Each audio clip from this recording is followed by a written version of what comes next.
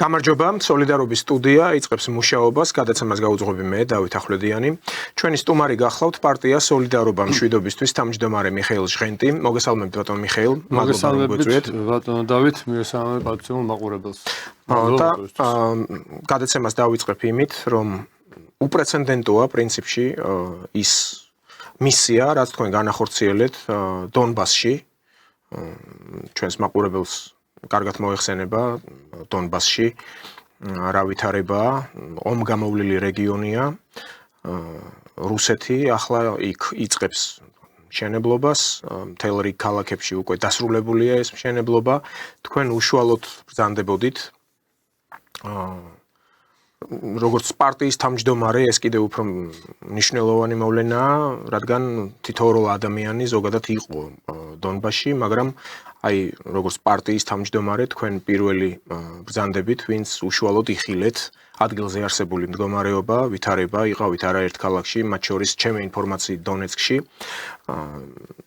თუ შეგიძლიათ რომ აღწეროთ იქ არსებული ვითარება, როგორ ხდება გადაფორმატება იმ რეალობის, რაც შეიქმნა მას შემდეგ, რაც რუსეთმა პრინციპში დაიბრუნა თავისი ისტორიული მიწა-წყალი.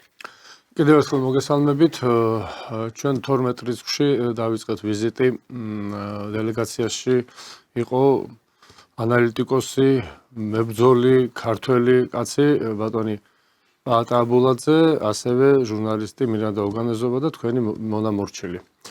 ძალიან საინტერესო იყო ჩვენთვის აი ეს ვიზიტი, ეს მგზავრობა, საკმაოდ დამღლელი, მაგრამ ძალიან საინტერესო, რომელიც მიძღვნილი იყო 80 წლისთავისადმი.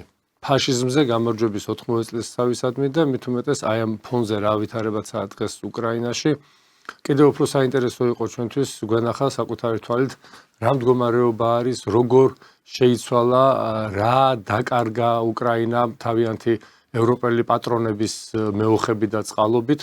ეს არის უდიდეს ტრაგედია, ჩვენ პირველი დღიდან ბატონ დავით ამობს ტრაგედიას ვეძახდით და მე ყოველთვის ვამბობ, ეს არის ორი მოძმეერ შორის დატრიალებული უბედურება, რომლისგანაც მაგალითი ჩვენ კიდევ ერთხელ უნდა გამოვიტანოთ და ჩვენ ყოველთვის უკრაინა და საქართველო თითქმის პარალელურად ვითარდებოდა ჩვენი ბედი, ჩვენი ფუნქცია პარალელური იყო დასავლეთისთვის და აი კიდევ ერთხელ დავწმუნდი მე და ჩემი კოლეგები, მე ვისაც საუბრობდი დონეცკში იყო თუ ვოლნოვახაში თუ მარიუპოლში, რამდენად ახლოსაა ქართველი და უკრაინის, საქართველოს და უკრაინის ბედი.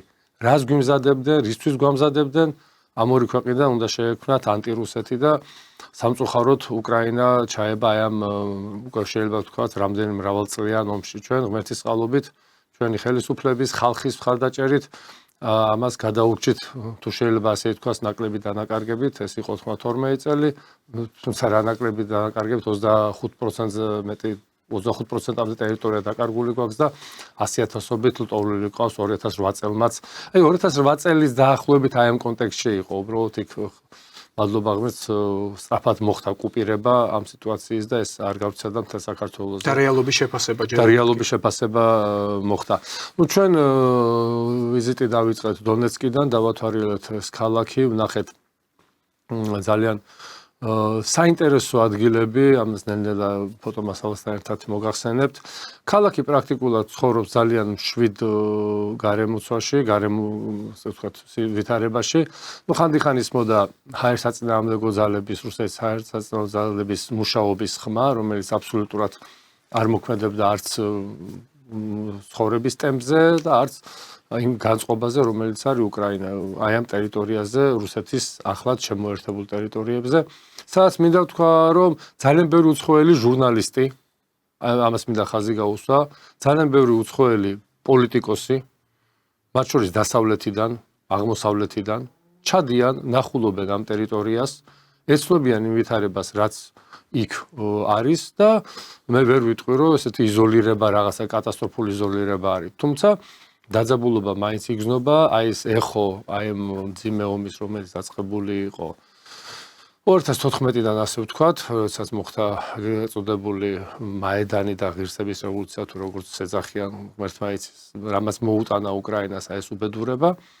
ჩვენ დავინახეთ, რომ უკრაინამ დაკარგა თითქმის ყველაზე სუყე როგორც ეკონომიკურად, ასე მატერიალურად, ასევე ენერგომატარებლების თუ ბუნებრივი რესურსების კუთხით რეგიონი, რომელიც კიდევ ერთხელ ვიმეორებ, არაფერი ეს არ მოხდებოდა თუ არა ამერიკის შეერთებული შტატების და დასავლეთის ზეწოლა და დაჟინებული მოთხოვნა იმასთან დაკავშირებით, რომ უკრაინას არ გაეგზელებია სევასტოპოლის რუსეთის სამხედრო ბაზასთან დაკავშირებით ხელშეკრულება და ეს გადავიდოდა ძალიან, ასე ვთქვათ, მშვიდობიან ვითარებაში, იყო იქ რა თქმა უნდა შევიწროება რუსულენოვანი მოსახლეობის, იმიტომ რომ დონეცკი და ეს რეგიონი პრაქტიკულად 90%-ია რუსულენოვანი, მაგრამ არა, ვერ მოისვენა დასავლეთმა, არ მოისვენა დასავლეთმა, მან გადაწყვიტა რუსეთის საფეთქელთან მიეტანათ ლულა, პისტოლეტის ლულა და ამან გამოიწვია ისაც გამოიწვია და ერთ-ერთი ევროპაში, ალბათ გერმანიასთან და საფრანგეთთან ტოლი ეკონომიკის ქვეყანა, ჩვენ ხედავთ რა მდგომარეობაში არის. თითქმის 30%-ზე მეტი მოსახლეობა გასულია, ეკონომიკა არის განადგურებული და იმედი იმის რომ დასავლეთი მათ გვერდში დაუდგება, მხოლოდ დარჩა ის, რომ ფულს უხდიან. ანუ ომში მყოფ ქვეყანას იმაზე უთხრეს უარი, რასაც პირდებოდნენ და ეს უკვე პირველი პუნქტის თუ მეორე პუნქტის ულტიმატუმის პირველი თუ მეორე პუნქტი აღარ მახსოვს რომელი იყო, შესრულება არის. უკრაინას ეთქვა ნატოზე უარი და საქართველოს უკვე არ განიხილება და ალბათ უახლოეს თვეებში ჩვენც გამოგვიცხადებენ, რომ ნატოში ვერ შევალ და მადლობა ღმერთს, რომ ინტერესი საქართველოს მიმართ შემცირდება. ეს ინდულგენციები ალბათ გარკვეულწილად დანაპირების სახით იმიტომ იყო მიცემული, რომ თუკი უკრაინა მოიგებდა. რა თქმა უნდა, პირობითად, რაც სურდა დასავლეთს. რა თქმა უნდა. საერთოდ რუსეთის გავლენას გადაწევდა საზღვრებს იქით. მიუხედავად იმისა, რომ დაახლოებით 8 მილიონი ეთნიკური რუსი ცხოვრობდა აღმოსავლეთ უკრაინაში, მაშინდელ პირობებში, სანამ რუსეთი უკვე შევიდოდა ამ დონეცკის და ლუგანსკის ოლქებში. თქვენ ასევე სხვა რამდენიმე ქალაქშიც იყავით. კი, აი ხა და ისეთ ქალაქებში, სადაც ინტენსიური ბრძოლები მიმდინარეობდა. ყველაზე ახლო, აი ხა ვთხოვ ჩვენ რეჟისორს, ეს არის ნიკოლსკის წმინდა ნიკოლოზის მონასტერი, რომელიც ყველაზე ახლოს იყო, დაახლოებით 60 კილომეტრში იყო ფრონტის ხაზთან და ჩვენ დაახლოებით თითქმის ერთი დღე ვიყავით ამ მონასტერში, რომელიც პრაქტიკულად იმდენად არის შენობები, ძალიან დიდი სამონასტრო კომპლექსია და არის შენობები, რომელიც სრულიად განადგურებულია, რამდენიმე ტაძარი განადგურებული არის, დარჩენილი არის საკათედრო ტაძარი, რომელიც მეტნაკლებად შემონახულია, მაგრამ ჰაიმერსებით ხდებოდა ამ ტერიტორიის დაბომბვა, საარტილერიო ჭურვების პირდაპირი დამიზნებით, აი ეს ტაძარი არის, რომელიც აი ეს ჯერჯერობით შენარჩუნებულია და შენარჩუნდა ღმერთის წყალობით, მაგრამ წირვა-ლოცვა არ აღევლილება, იქ მეორე სართული არის, სადაც ხდება წირვა-ლოცვა და იქ ბერები დაახლოებით 35 ბერმონაზონი ცხოვრობს და ესენი არიან აი ამ მდგომარეობაში. აი ეს არის მემორიალი უკვე დონეცკში, თუ შეიძლება ეწამით, ეს არის მემორიალი დონეცკში, რომელსაც ქვია შახტა 444 bis. ეს არის 41-43 წლებში, ანუ აი ოკუპაციის პერიოდში, როდესაც ოკუპირებული იყო დონბასი, დამტკიცებული, ანუ დაზუსტებული, რაც 53 წელს აღმოაჩინა საბჭოთა ჯარი რო შევიდა და გაანთავისუფლა დონბასი, 75,000 ადამიანი იყო ნაწამები და იქ არის ორი დიდი შახტა, დაახლოებით 500-600 მეტრის სიღრმის და დაახლოებით 6-6-ზე პერიმეტრით.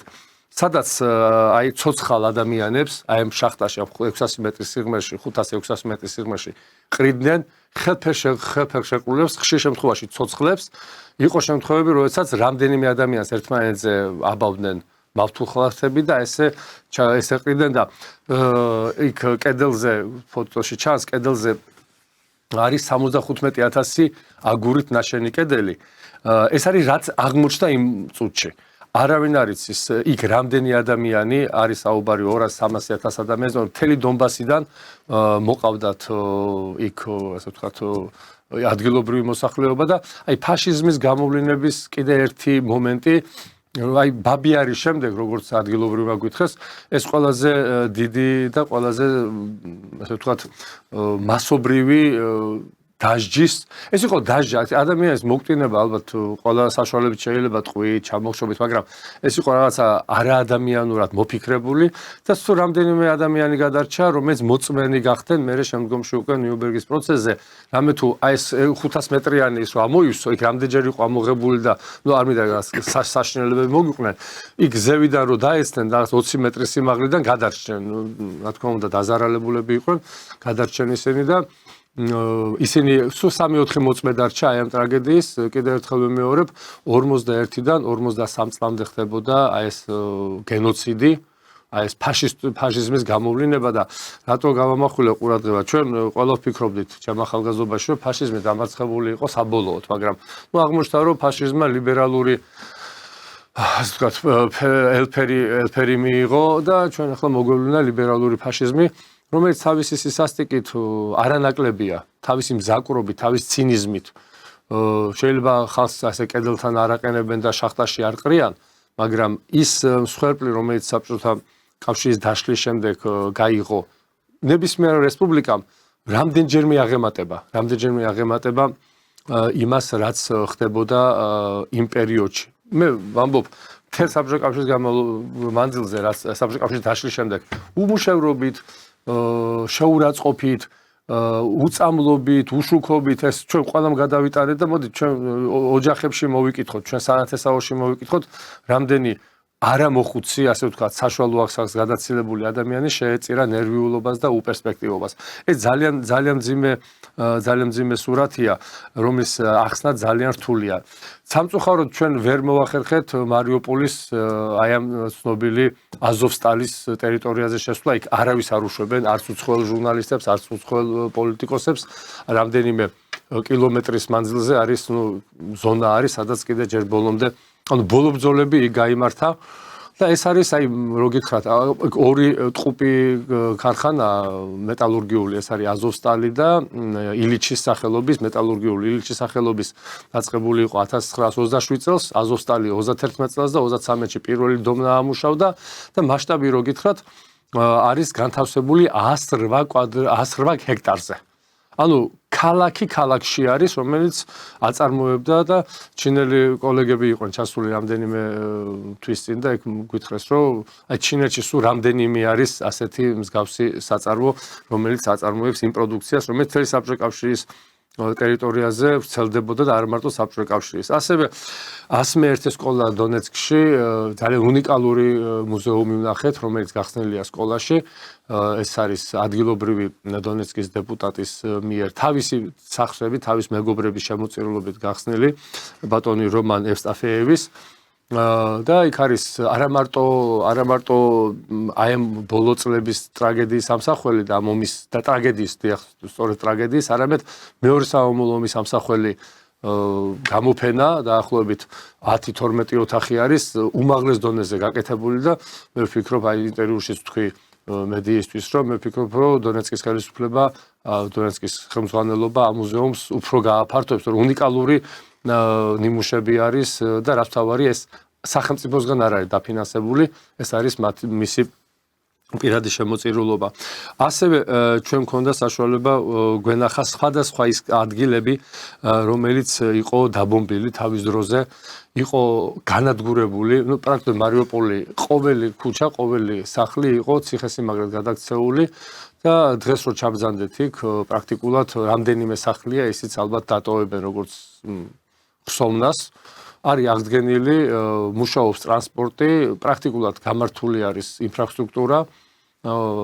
დონეცკში სამწუხაროდ წყლის მომარაგება შეზღუდულია, რამე თუ უკრაინის მხარეს ჩაკეტილი აქვს ის მომარაგების წყარო, საიდანაც საბჭოთა კავშირის დროს ხდებოდა დონბასის მომარაგება და ძალიან უხაროდათ ადგილობრივ მოსახლეობას, ოფიციალურ პირებს, ვისაც ჩვენ ხვდებოდით და რო იგებდნენ რომ საქართველოსდან იყო ასეთი მსგავსი წარმომადგენლობა ჩვენი სახით და მათ ისინი გვეუბნებოდნენ რომ ჩვენ ხო დაახლოებით ერთ ბედს გვიმზადებდნენო. კი მეუთხარი რა თქმა უნდა ჩვენ ერთი ბედუნა გაგვეზიარებია და ძალიან დიდი პატივისცემა აქვთ. ანუ ხალხს ახსოვს ის რაც გააკეთეს დაუშვათ 30-იან 40-იან წლებში ჩვენმა ბაბუებმა უკვე და შეიძლება ბაბუის მამებმა დიდმა ბაბუებმა რუსეთის პრეზიდენტი პუტინი გამოეხმაურა ამ ფაქტს, რომ უკრაინაში ინტენსიურად აი უკრაინის ხელისუფლების მიერ ხდებოდა ძეგლების იავარქნა, აი ამ ძეგლების როგორც უკრაინის გათავისუფლების დროინდელი, სამამულო ომის დროინდელი გმირების და ასევე ზოგადად რუსი პოეტები იქნებოდა თუ მწერლები, ხო, აი მაგალითად კრივოი როგში აღებული იქნა პუშკინის ძეგლი, ლერმონტოვის ძეგლი, ანუ ხაზი გაუსვა, რომ ამით თავისი არსი, ნეონაცისტური არსი ვლინდება ამ ხელისუფლების. Ნაიდან ეს კომპლექსი გააჩნიათ.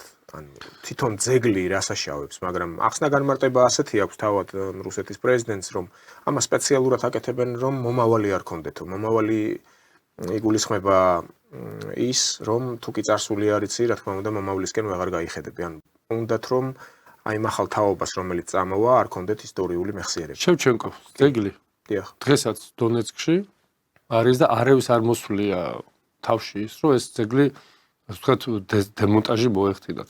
პირიქით, მათ შესთავაზეს თავის დროზე რუსეთის ხელისუფლებამ შესთავაზა, რომ დონბასი იქნებოდა უკრაინის შემადგენლობაში. ეს მინსკის ხელშეკრულებებშიც ასე იყო დეკრალირებული, მაგრამ მე გამოვიდა მერკელი და თქვა, რომ ესო ჩვენ მოვატყუეთო რუსებიო. დროს მოგება გვინდოდაო და ამიტომ საჭირო იყო ამის გაკეთება, რომ მარტო მერკელი იყო. ხო, ნუ ყველა, ნუ მე მერკელი მახსოვს. ასევე ვიყავით საურმაგილა მოვინახულეთ, სადაც მეორე მსოფლიო ომის მოგეხსენებათ ერთ-ერთი ყველაზე დიდი ესეთი უკრაინაში დიდი კომპლექსი არის და საინტერესოა მთლიანად განადგურებული იყო ეს ტერიტორია და იქ უკვე აღდგენის შემდეგ ორი ექსპონატად არის გაკეთებული. ერთი არის მეორე სამამულო ომის პერიოდის და მეორე 14-21 წლების მემორიალური კომპლექსი. ძალიან ბევრი ახალგაზრდები, ძალიან ბევრი ბავშვები მოყავთ, ისტორიას არ ავიწყებენ. წუხილი აი ამაზე არის, არავის არ უხარია ის რაც მოხდა, პირიქით ტრაგედია მოხდა, მაგრამ ნუ ეს იყო არჩევანი იმ ხელისუფლების, რომელიც დღესაც უკრაინას მიაქანებს საბოლოო განადგურებისკენ, მაგრამ კიდევ ერთხელ ვთქვათ რა, ჩვენგან განსხვავებით, მადლობა ღმერთს, უკრაინის ხელისუფლებას 2 წლის წინ შეეძლო ამის შეჩერება. რატო საუბრობ ამაზე? ეს იმ ხელა ზეწოლის ქვეშ არიან ახლა ისინიც. და მათი სურვილი იყო, ეს კაცი მასხარას რო აირჩევენ პრეზიდენტად, მე ყველაფერს უნდა ელოდოს ის არის სამწუხაროდ, ხო? და კითხვაზე რა იყო ამის წინაპირობა, რატო აირჩიეს ზელენსკი? და მივდივართ იმდენად გამოათაყვანეს ხალხი, რომ ისინი ოღონდ ის არ ყოფილიყო, ოღონდ აი მახსენდებოდა საქართველოს რეალობა. ოღონდ ეს არა და აი ეს და მე ვიღებდით იმას, რასაც ვიღებდით ჩვენ წლების განმავლობაში. ოღონდ შევარდნაძე არა და აი სააკაშვილი და მე იყო მთელი ვაივიში უბედურება, მკვლელობები, ძარცვა და ასე შემდეგ ხალხი სტრატეგიული აზროვნების დეფიციტი იყო. სამომავლოდ რა შეიძლებოდა მოხდა? ეტყობა პოსტსაბჭოურ ქვეყნებში, განსაკუთრებით ისეთ ქვეყნებში, რომელიც რუსეთისთვის ძალიან სენსიტიური იყო. ეს არის კავკასია და ეს იყო უკრაინა, არის უკრაინა. კავკასიას რაც შეეხება, არ შეიძლება რომ კი ბატონო დავიწყოთ ახლა პრინციპში ლავროვმა გააკეთა განცხადება ერევანში ვიზიტის დროს და მე ახლა შევეცდები დეტალურად ციტატა მოვიყვანო, რომ არ შეიქმნას რაიმე გაუგებრობა, აი ლავროვის განცხადება. დარწმუნებულები ვართ, რომ აქ წარმოშობილი საკითხები პირველ რიგში აქ მდებარე ქვეყნებმა, ანუ კავკასია იგულისხმება და უახლოესმა მეზობლებმა უნდა გადაჭრან. არაფერი გვაქვს საწინააღმდეგო, რომ არა რეგიონალურმა ქვეყნებმა, როგორც ამას ამჟამინდელი მსოფლიო პრაქტიკა ითვალისწინებს, განავითარონ ურთიერთობები აქ მდებარე ქვეყნებთან. და ლავროვი ასევე ამბობს, რომ აუცილებელია იმის გაგება, რომ ასეთი ურთიერთობა არ იყოს მიმართული რეგიონში დაძაბულობის შექმნაზე. გეოპოლიტიკური თამაშების მიზნით ამიერკავკასიაში მდებარე ქვეყნების ინტერესების იგნორირებაზე, რასაც არასდროს არსად არაფერი კარგი არ გამოუწვევია. ჩვენი პოზიცია ღიაობა ყველასთან თანამშრომლობისთვის, ვინც მზად არის ამის გულწრფელად ყოველგვარი ფარული დღის წესრიგის გარეშე გასაკეთებლად. ლავროვი ამბობს ერევანში. აი, მთელი 92 წლად მოყოლებული ბატონო დავით. შემდგომი პერიოდი, სააკაშვილის პერიოდი, როდესაც რუსებმა ეს ორი ბაზა დატოვეს და გაიყვანეს, დაპირება იყო, ასე ვთქვათ, სადაზვერო ცენტრის შექმნა, რომელიც ელემენტარულად უზრუნველყოფდა რუსეთის უსაფრთხოების მომენტს. ანუ რუსი ერთადერთ რამეს ითხოვდა უკრაინისგანაც და საქართველოსგანაც. არ შემიქმნა საფრთხე. არ შემიქნა საფრთხე და მე აი იმ რეალობას რომ რამდენი ხანი ეგუებოდა უკრაინაში იმ რეალობას რომელიც იყო აი ოდესის ტრაგედია ოდესაში რომ მოხდა ეს ხალხი რომ გამოწვეს ანუ რამდენი ხანი ეგუებოდა იმას ოღონდ ყოფილიყო დესტაბილიზაციის წყარო შეწყვეტილი უკრაინისგან და საქართველოს და უკრაინა კიდევ ერთხელ მე ამისთვის იყო მოწოდებული და ამისთვის გამოიბრძმედა თუ გააკეთეს ეს ქვეყნები ხო ჩვენ გვაქვს ერთი ძალიან საინტერესო მომენტი როდესაც საქართველოზე ვსაუბრობთ საქართველოს უნდა და ქართველებმა გვინდა და უნდა გავიაზროთ ის რა შეიძლება მოხდარიყო და კიდე რა შეიძლება მოხდეს ხო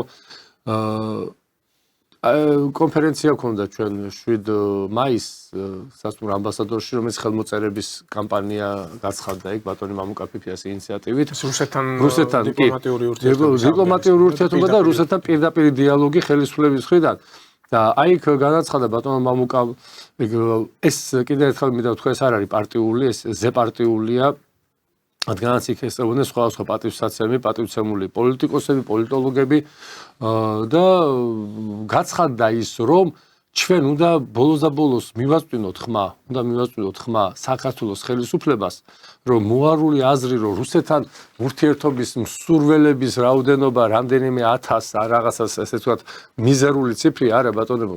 ყოველ დღე ეს რიცხვი იზრდება, ეს რიცხვი იმატებს და აი ჩვენ ამ ხელმოწერებით კიდევ ერთხელ დავამტკიცებ და კიდევ ერთხელ მივცემთ ხელისუფლებას მანდატს შემოუძახებთ მოვთხოვთ როგორც გინდა რა სიტყვაც რა ფორმაც გინდათ ის მოვნახოთ ამ ურთიერთობის რომ საქართველოს ხელისუფლება უნდა გადადგას ეს ნაბიჯი აი მოვიდნენ ჟურნალისტები და ამას წლების მანძილზე აკეთებენ ბატონო დავით მოვარდებიან და ოკუპანტია რუსეთი ოკუპანტია რუსეთი ოკუპანტი გახადა საქართველოს ხელისუფლებამ რუსეთი აიძულა თავდაცვითი რეჟიმიდან გადასულიყო იმ რეჟიმზე გადადიხარ და მე ერთჯერ აღვნიშნე რომ ჩემი კარის მეზობელი რომ დენთით ავსებს მის სახლს არ ცხოვრობს და ვიღაც გადამთიელის დენთით დევს ერთხელ გავაფრთხილებ ორჯერ მე ცოტა სხვა ზომებს მივიღებ ამიტომ ის რაც ახლა უკრაინაში მოხდა ეს იყო მე ღმადა ვარ დარწმუნებული და თვითონ რუსებიც უკვე უკრაინელებს დაიღალნენ იცით უკრაინელებს დაიღალნენ ამ ომისგან რამე თუ მათ დაინახეს რომ ყველასგან მიტოვებულები არიან ერჩვენიერ დღეს რომ ადგეს ამერიკის შეერთებული შტატები და თქვას რომ მე ვაღიარებ აფხაზეთს და ოსეთსო ისევე როგორც დღეს თხოვენ ზელენსკის რომ აი ამ ისე რომ დაივიწყეო ყირიმზე საუბარი ზედმეტიაო ვინ არის იმის გარანტია რომ აი 4 რეგიონს რომელიც უკვე რუსეთს აღიარებული აქვს მის ტერიტორიად არ ეტყვიან უკვე მთელი მსოფლიო არ ეტყვის რომ ეს ტერიტორიები დაივიწყე იმიტომ რომ მათ ინტერესებში აღარ შედის ტრამპის ინტერესებში აღარ შედის დღეს განაცხადოს რომ ის არის რუსეთის მტერი და რუსეთს დაამარცხებს მის ინტერესებში შედის რუსეთის თანამშრომლობა აი გუშინდელი სატელეფონო საუბარმა ძალიან საინტერესო რაღაც გამოხატა ანუ ვლადიმერ პუტინმა მოახერხა რუსულმა დიპლომატიამ რომ დაესვა ამერიკის შეერთებული შტატების მოლაპარაკების მაგიდაზე მოლაპარაკება წასულიყო გლობალურ საკითხებზე იმაზე კი არა რამდენი ტერიტორია გაქვს აღებული და როგორ არა რამ გამოიწვია გამომწვევი მიზეზებიდან დავიწყოთო ანუ რუსეთის დიპლომატია უბრუნდება დაახლოებით 90-იან წლებს უბრუნდება იმ პერიოდს როდესაც დაიწყო ეს უბედურება რასაც მთელ პოსტსაბჭოურ ქვეყნებში და აი ეს არის მთავარი მიღწევა თორე იქ რამდენ ტერიტორიას აღიარებს დასავლეთი რუსეთის ფარგლებში რუსეთს ნაკლებად აღელვებს ეს ტერიტორია გამოცხადებული აქვს და მე მერწმუნეთ ადრე თუ გვიან ეს ტერიტორია გაიწმინდება და უკრაინელები დარჩებიან ისევ აი იმ ძალიან დიდ იმედგაცრუებასთან რომელიც დარწმუნებულია უკრაინის ტერიტორიაზე არის არავის აღარ უნდა ომი დაიღალა ხალხი და დაიღალა ისეთი ომისგან რომელსაც არანაირი პერსპექტივა არ აქვს არც სამხედრო თვალსაზრისით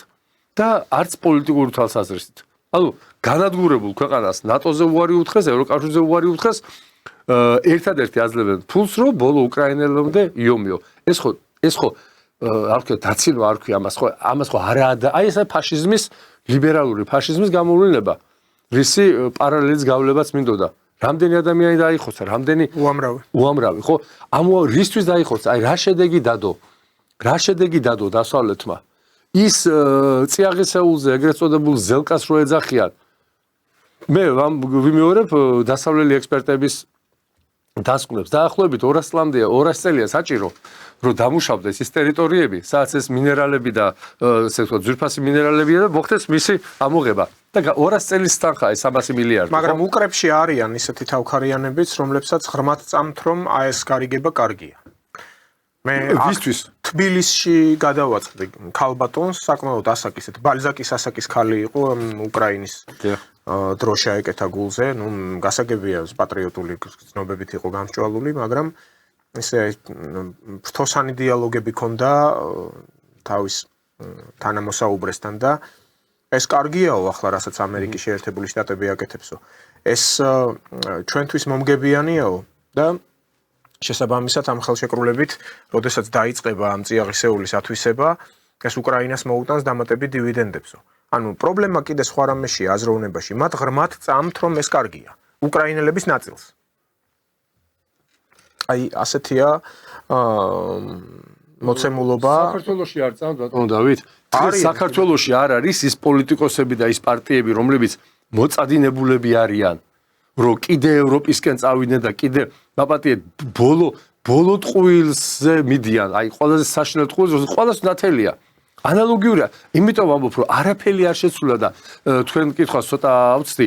ლავროვმა რა განცხადება გააკეთა? იმეგობრეთ, ურთიერთობა გქონდეთ, არავინ არაფერს არ გიგზავნოთ, ოღონდ მე საფრთხე შენგან არ დავინახო. როგორც კი დავინახავ საფრთხეს, მე ავტომატურად ჩავთავ იმ რეჟიმს, რომელსაც ჩასართველი აქვს და რაც შეეხება აღმოსავლეთ ევროპას. აღმოსავლეთ ევროპას აქვს ერთადერთი შანსი. ან თავისინებით განიარაღდეს ნატოს ინფრასტრუქტურიდან, ან მაშინ რუსეთი დაეხმარება ამ პროცესებში. აი ეს არის. მაგრამ ნახეთ ბატონო მიხეილ, ისევ აი გლობალურ პოლიტიკაში გადავინაცვლეთ.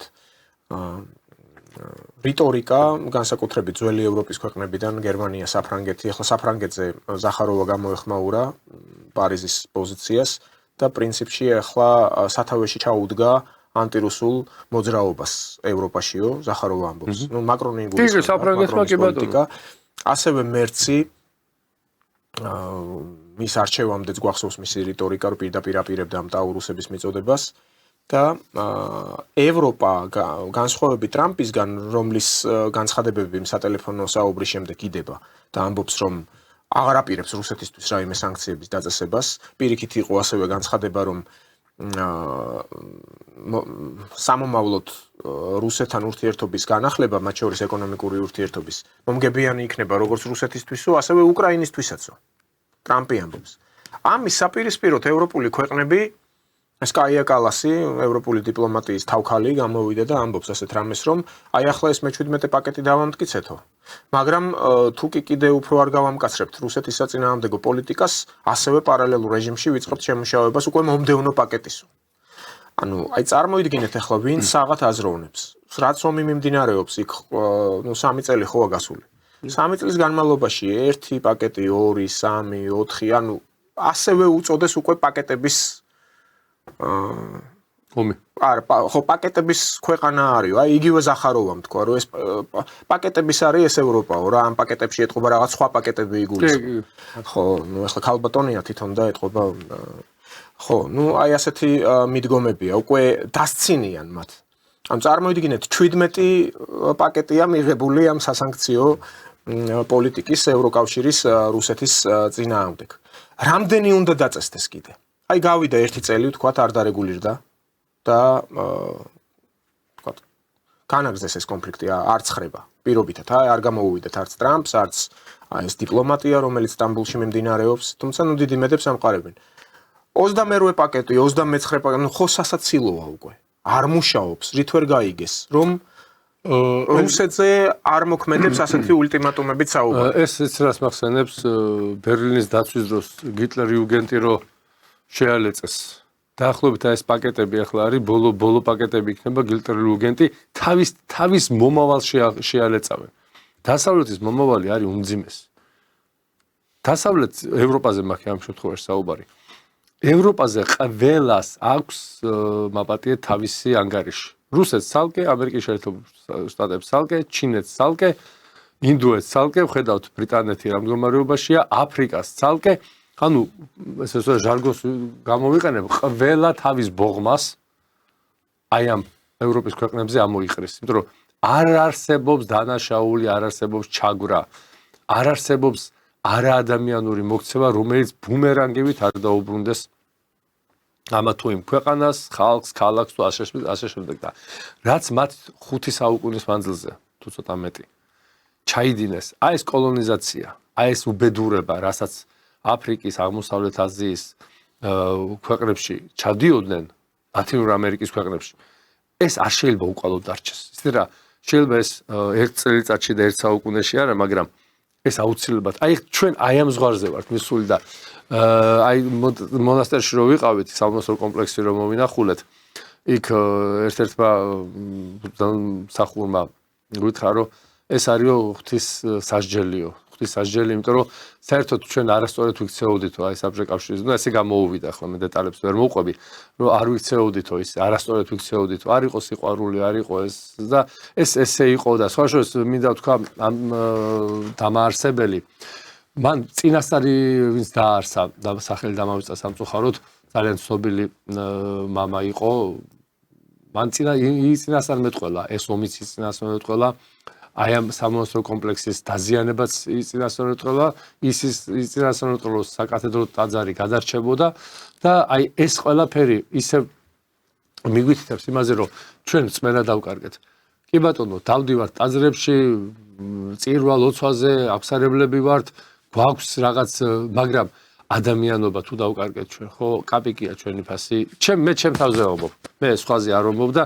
შეიძლება მე გაცილებით უფრო ქრისტიანი ვიყავი 30 წლის წინ როცა გაცილებით გზნობიარე ვიყავი და ჩვენ ყველანი გზნობიარები ვიყავით ბატონო დავით სხვის გაჭირვებაზე თბილისში ერთი რაღაც ავარია რომ მოხდებოდა ერთი ადამიანი გარდაიცვლებოდა მით უმეტეს ახალგაზრდა საყოველთაო გლოვა თუ არა ძალიან დიდი წუხილი იყო ყველა ოჯახში და დღეს ჩვენ ხედავთ აი პანტაპუნტით ბავშვები დღე არ გავა რაღაცა უბედურება არ მოხდეს ავარია არ მოხდეს მკვლელობა არ მოხდეს და ერი გაციებულია კაცობრიობა ბაბატიეთ აი მორალურად გაციებულია არავის არაფერი ოღონ მე ჩემი გავიტანო ოღონ მე ჩემ სახში მქონდეს ის სანოვაგე თუ სახრავი თუ სათესი თუ რა ვიცი ჯანდაბა ქვია იმას ჩემს იქით რა მოხდება არავის არ აინტერესებს ეს ამბავი ოხრად დარჩა ძალიან ბევრს ყველაფერი ისაც ნაშოვნი და ნაპარავი და ნაძარც ვქონდა ხო ანუ ჩვენი მდგომარეობა თავარია მე არავის ხადაგად არ დავეცემი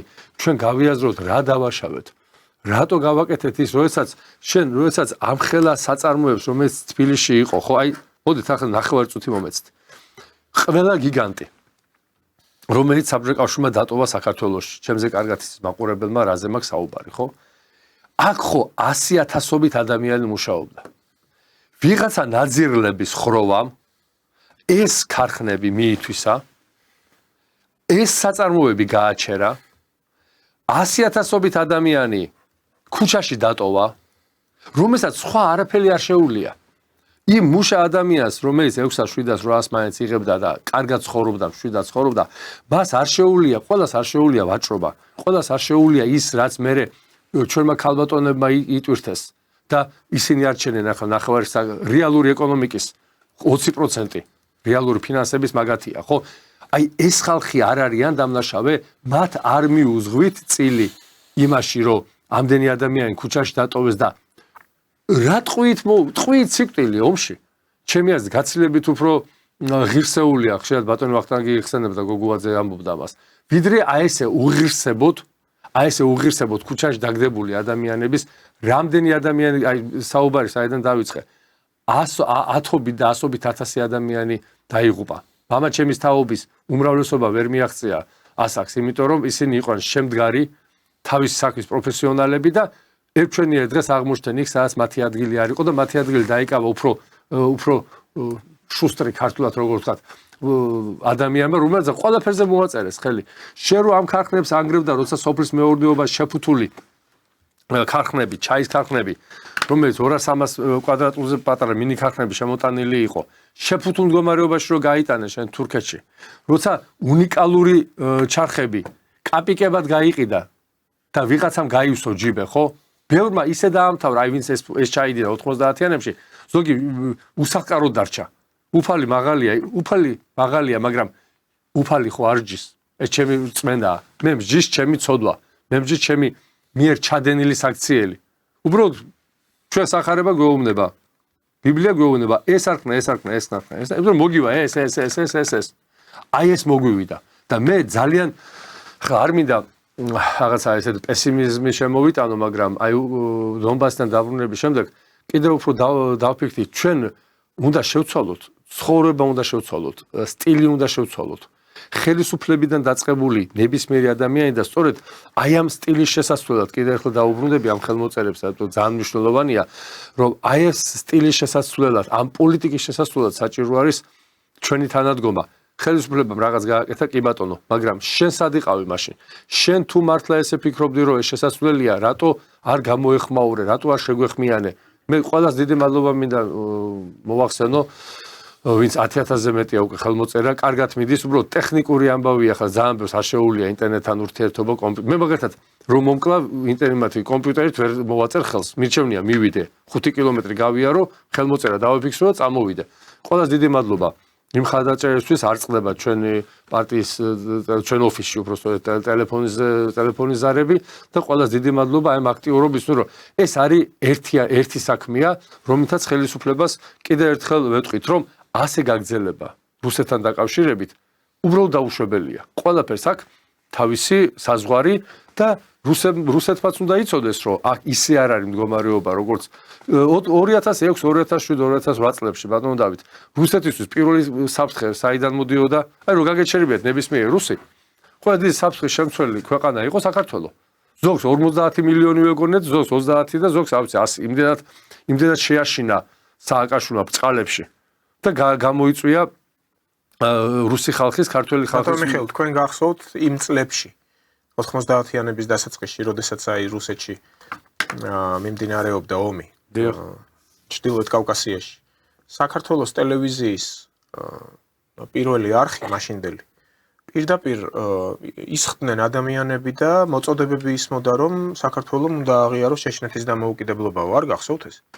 როგორ არ მახსოვს, მაშინ უკვე პარლამენტში მუშაობდი, ჯერ სახელმწიფო საბჭო, მე პარლამენტში მუშაობდი. ძალიან კარგად მახსოვს ჩვენი პოლიტიკოსების მაშინდელი გამოსვლები, განცხადებები ერთიან კავკასიაზე, ჩეჩნებთან, ჩვენ ყველასთან უნდა სალაფიტებთან. მაგრამ იქ ხო ჩეჩნები, იქ ხო ბოევიკები იყვნენ, რომლებსაც როგორც კი ჩაეკეტა დაფინანსება, ეს ტრაგედიაც ერთი პირველი და მეორე ჩეჩნური კამპანია დამთავრდა, ხო? ამათი მთავარი ამოცანა რა იყო? რუსეთის აფეთქება, რაც დღეს წესრიგში აქვს. უბრალოდ ეხლა გადაწყვიტეს რუსეთი ააფეთქონ შიგნიდან, ანუ კარის გადატრიალება მოაწყონ, სამეფო გადატრიალება თუ როგორც ქვია. ეს მოაწყო და ამით მოხდეს რუსეთის დესტაბილიზაცია, მოიყვანონ მასთვის სასურველი. მაგრამ მასალებიც დაიდო უკვე მასეთი უცხოური დასავლური ქვეყნების, რომ ჯერ ამის ნიშნები არ არისო, რომ კარის გადატრიალების საფრთხე რუსეთში, ანუ თან იკვლევენ, გამადიდებლით უცქერენ ვითარებას რუსეთში. იქნებ შემოტრიალდეს როგორც მათ სურთ, მაგრამ მათ ძალიან ცუდად იციან რუსეთი. მისი ისტორიიდან დაწყებული ან ვერაცნობიერებენ იმას, რომ ფუჭია ყოველგვარი მათი წიაღსვლები. ისტორიული მეხსიერებაც ცუდი აქვთ, არ სწავლობენ, რუსეთს არ იცნობენ. აი ერთ-ერთი ელჩი ეს მაკფოლი. დასცინეს და ისე გააგდეს რუსეთიდან. ისეთ სისულელეებს მიერეკებოდა. ნუ საერთოდ კითხვის ნიშნის ქვეშ იყო, ანუ ეს დიპლომატია თუ რაღაც მართლა მასხარა არის. სასწაულებს ლაპარაკობდა რუსეთზე. ანუ თავიანთი წარმოდგენები აქვთ, ეს ლიბერალური, გლობალური და მიაჩნიათ, რომ რაც ეს ანდაზის არ იყოს მელას რაც ეს იზმრებოდაო, აი დაახლოებით ასე არიან. მიაჩნიათ, რომ იქ აი ახლაც პირდაპირ ჩახვეულები არიან, ეს კომპლექსი აქვთ რაღაცნაირი, ხომ გახსოვთ უკრაინაში ომი პროვოცირებული რატომ იყო? რომ ახლა რუსეთი უნდა ჩამოიშალოს ეკონომიკურად. აქ საქართველოში ბევრია ეს გლობალური ფონდებია, ეს მსოფლიო ბანკი, ხალხი, რომლებიც მუშაობს ამ უცხოურ როგორც სავაჭრო ეკონომიკურ საკითხებში და ასე შემდეგ, ყველას მიაჩნდა, რომ რუსეთი ხვალ თუ ზეგ უნდა ჩამოშლილიყო ეკონომიკურად. ნაპოლეონსაც ეგონდა, რომ რუსეთს რამდენიმე თვეში დაიპყრობდა, გერმანელებსაც ეგონდა, ფაშისტურ გერმანიას ეგონდა, რომ რუსეთი ორ თვეში და მოსკოვში მიიღებდნენ ასე ვთქვათ აღლუმს და უკვე 90-იანების ბოლოსაც ეგონათ, რომ უკვე რუსეთი დამთავრებული იყო. ყველა ეს მცდელობა მთავრდება იმითი, რაც ხდება ეხლა. ამაზე გამახსენდა, ეხლა თქვენ თქვით, რომ მოსკოვს აიღებდნენ და აღლუმს ჩაატარებდნენ იქ აღებულ მოსკოვში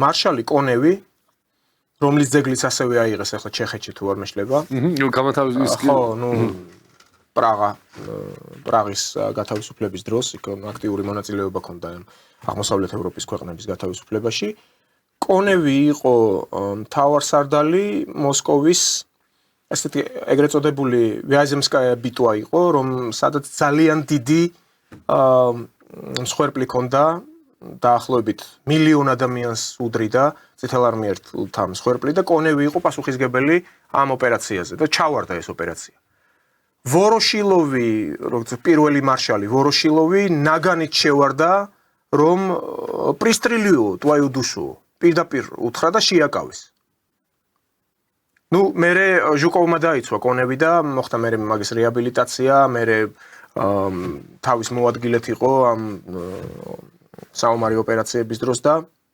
კონევმა პრინციპში გადამწყვეტი მნიშვნელობის რეიდი იყო უკვე ბერლინის მეორე მხრიდან შემოვლაში ჟუკოვთან ერთად, როდესაც უკვე ბერლინი აიღეს, ასე რომ რეაბილიტაცია მოახერხა. თუმცა თვითონ კონევი თავის მემუარებში ამბობს, რომ რამდენჯერმე ჟუკოვმაც თლათ არასწორად წარმოაჩინა მისი პიროვნება საკითხებში. თუმცა მეგობრობდნენ და ჟუკოვის გადარჩენილია ეს ორი აზრი არ არის. ეს რატომ მოვიყვანე მაგალითისთვის უბრალოდ დიდი დამსახურება აქვთ ამ მხედართ მთავრებს, რომლებსაც პრინციპში ევროპა ყავთ გადარჩენილი. ანუ კრაკოვის აფეთქება სურდა გერმანელებს. აი ამ ულამაზესი ქალაქის თავიდან ბოლომდე დანაღმული იყო ეს პოლონური ქალაქი კრაკოვი. ვინ გადაარჩინა? რუსმა მესანგრეებმა. და დრეზდენი ვინ გაასწორა მიწასთან? ნუ ეს ანგლოსაქსების ცნობილი არანაირი ახლა მეც საკითხული მაქვს არანაირი აუცილებლად დრეზდენში აი ესეთი 100,000 ტონა თუ 100 ტონა მეტი ჩამოყარეს ნუ მიწასთან მოდით ესე ვთქვათ რა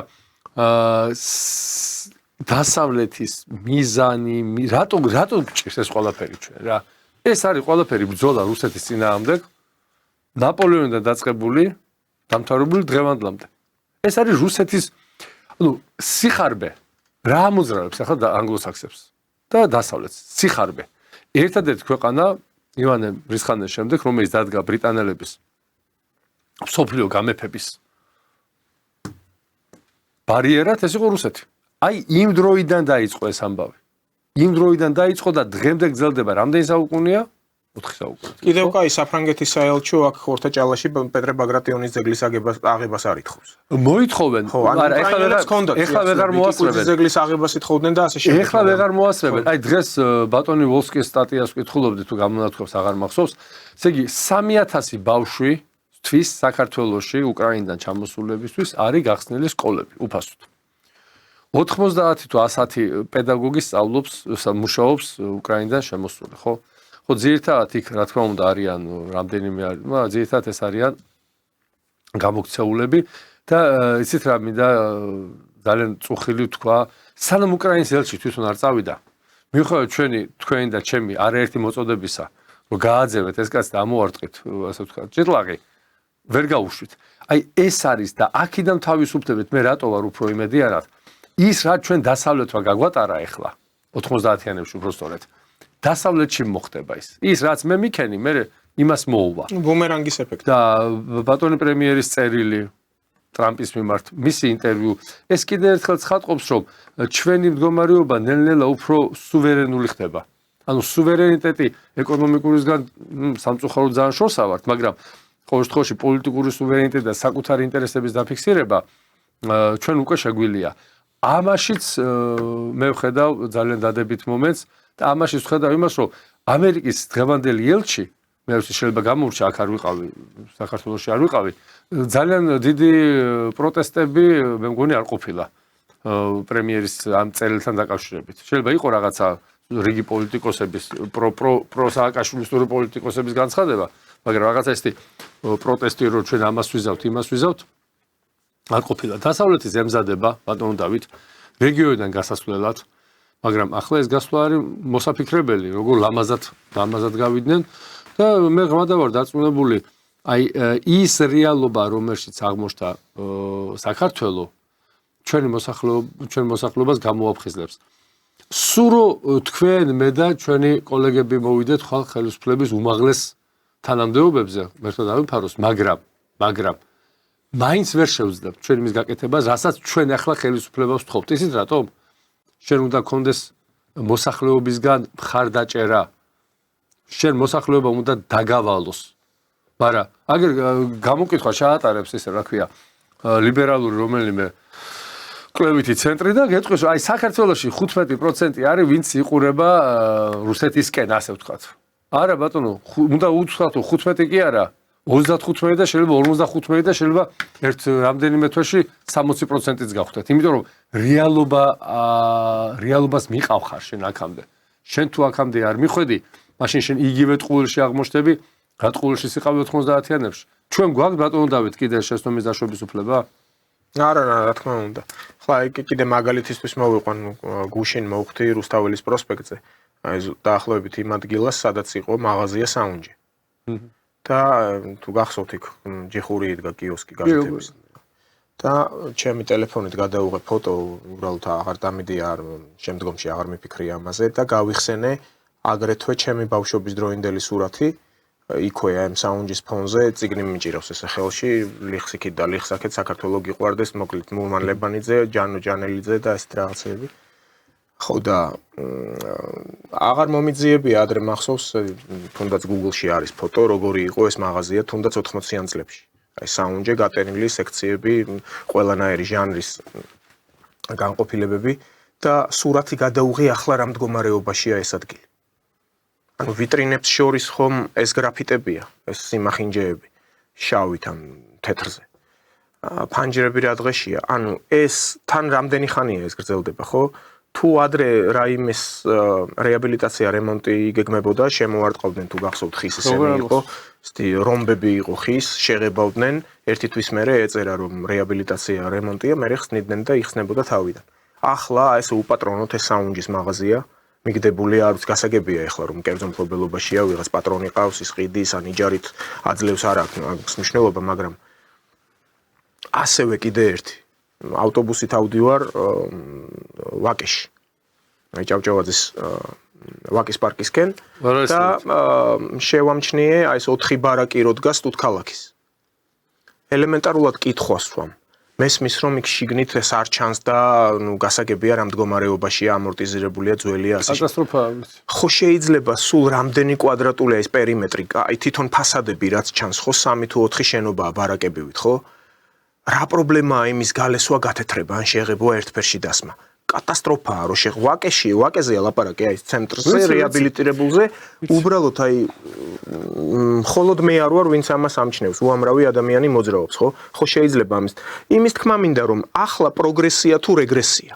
30 წელი გავიდა ჩვენ 30 წლიანმა პროგრეს რეგრესმა მიგვიყვანა იქამდე რომ საქართველოს არჩევანი აღარ აქვს ელემენტარულად როდესაც თქვენ რა ძანეთ ახლა ხო საუნჯე წიგნი აი ბუღაძე მაგას გუშინ რაღაცა საზღვრობები საუბრა თუ გუშინ წინ ქაბადო ნანიზე ხო ნონა გაფრინდაშვილზე ბუდეში ნუ აი ეს ხალხი რომელიც არ დაგიდებენ არაფერს ეს ხალხი რომელიც არ თვლიან ოღონდ თუ ვინმე მათი პოლიტიკა არ გაიზიარა არის მოღალატე გადმონაშთი კომუნისტი რა ვიცი მე საბჭოთა კავშირის ლაქია და ასე შემდეგ ესენი ვისი ლაქიები არიან ამად რა შეუქმნიათ ნგრევის გარეშე ერთი რა მითხარით რა შექმნეს ერთი რა ბაბადეთ უნიტაზე დაწერილი ლექსები აი ახია მეტის ღირსები ვართ ჩვენ ჯერ კიდე კარგათა ვართ არა ვარ ჩვენ საქართველოში არ არის ის მდგომარეობა რომ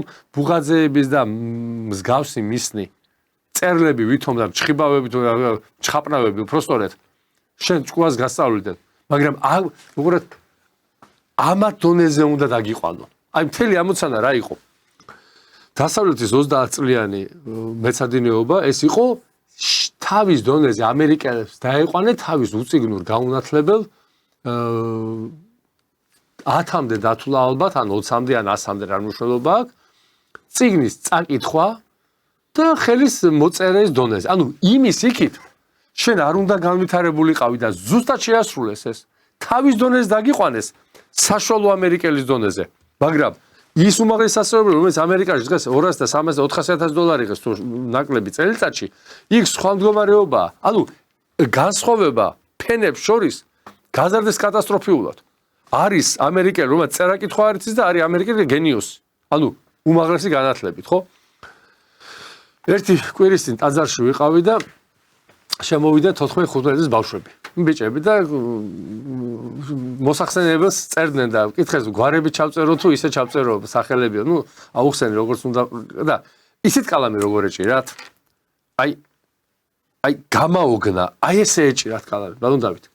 აი ესე კალამი და აი ეს საცოდავი ბავშვები დაახლოებით 10 წუთი წერდნენ 10-12 სახელს. აი ესე კალამი როგორ უნდა დაიჭირო? პირველი რაც შევედი სკოლაში, მე იმას მოვეწარე კიდე სამეცნიერო და მქონდა.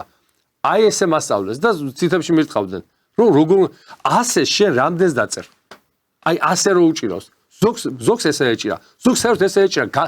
ჭკუიდან გადავდექი, რო უყურებდი ამ ბავშვს, რომ მოვითმინე, რომ მე თქო შულებო რას გევხართ, ხო? მათი ბრალი არ არის.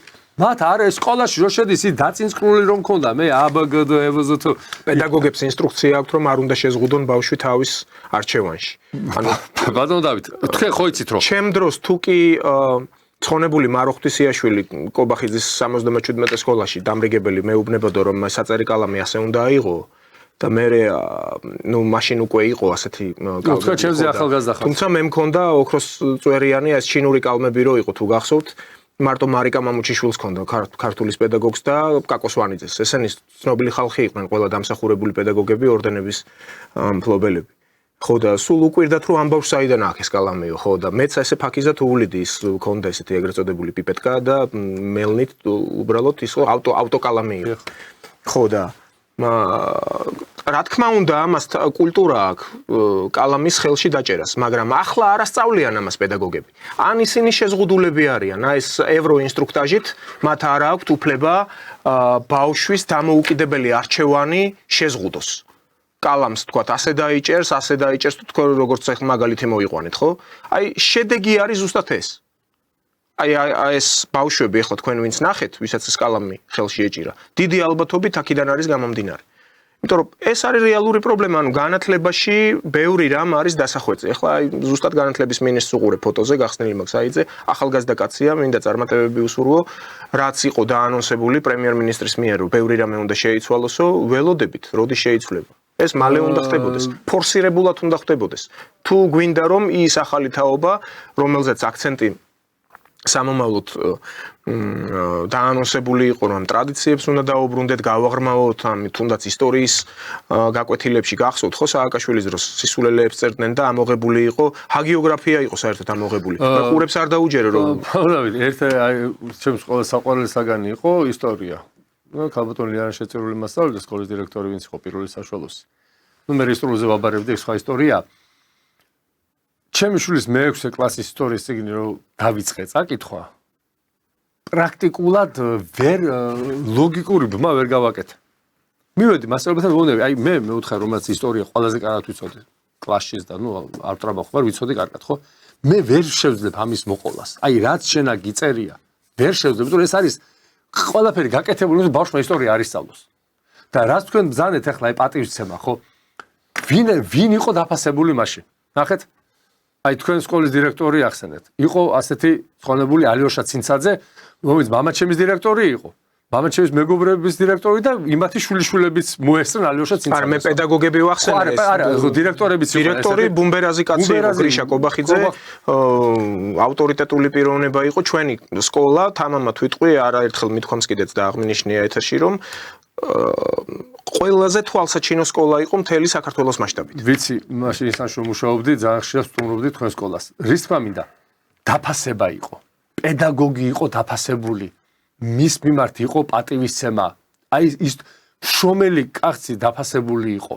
შრომელი გლეხი დაფასებული იყო, მუშა დაფასებული იყო, რომელიც ქმნიდა პროდუქციას და რომელიც დოვლას ქმნიდა. დღეს ვინაა დაფასებული? ბუღაძე? დღეს ვინაა დაფასებული? აი ეს მაპატიეთ პრახაძი მეცები, რომლებმაც საქართველოს ჩაიგდეს ხელში და როგორც უნდა ისე ატრიალებენ. ამაშია აი ეს აქედან იწყება ჩვენი უბედურება. შენ თუ დაკარგე პატივისცემა, მასწავლებლის, ექიმის, გამზდელის, მსახიობის ავტორიტეტი. ჩვენ ბევრჯერ კიდე საქართველოს ავტორიტეტი აღარ არის. მორჩა ავტორიტეტი, როგორც კი ვინმე ავტორიტეტი ამოტივტივდება, მაპატიეთ დედას უტირებენ. მითხარით დარგი საერთოდ ჩვენ ავტორიტეტი ყავს. სამეცნიერო დარგი მითხარი, უბანი მითხარით. კვლევითი აგერ მაპატიეთ ჯოჯოხეთად აქციეს. სამეცნიერო ქალაქი რო იყო, აკადემ ქალაქი, რას გავს? იქ სოფლიო დონის მეცნიერები მოღვაწეობდნენ. იმიტომ რომ კოლონიას არ ჭირდება ძმაო, არ ჭირდება ეს რა ქვია, განათლება და არ ჭირდება მეცნიერი. იმას ჭირდება მომხმარებელი და უწიგნური. რომ უწიგნურს კარგად ეთქვი რომ შენ ევროკავშირში თუ შეხვალ, იგივე პენსია და ხელფასი გექნება, რაც იმას აქვს და რომ ჩადივართ ევროპაში და ევროკავშირში და მალე დავინახავთ ჩვენ, მაგრამ რომ დავინახავთ, ისევე გვიან დავინახავთ. საბჭოთა კავშირის რო ინგრეოდა, ვამბობდი რომ ნუ ვიზავთ ამას, თუმცა ჩვენ აღარ გოკითხებოდა არავინ, მაგრამ ჩვენ ამის მაშინ ვიქნებით ავანგარდში, თორე მშივრები დაიხოცებითო, მე რო უთხარი ჩემ ახლობლებს 99 წელს. მაპატიეთ კი რაღა სახლიდან გამომაგდეს. მე 2 წელიწადში ჩემ ოთახთან მოდიოდნენ და მე ვუდმე რამე გვიშველო, რა გიშველოს, მო დაანგრიე. სადაც მუშაობდი, შენი ქარხანა დაანგრიე, შენი საწარმო დაანგრიე, შენი მაღაზია დაანგრიე. რატო მე რატო მოდიხარ და რატო ელაპარაკები ეს რა მიქნესო? გიქნეს იმიტომ რომ ჩაიდინე ეს დანაშაული. დღესაც იგივე პრობლემაში ვართ. ინგრევა ეს ევროკავშირი დაანებებს მოუ თავი.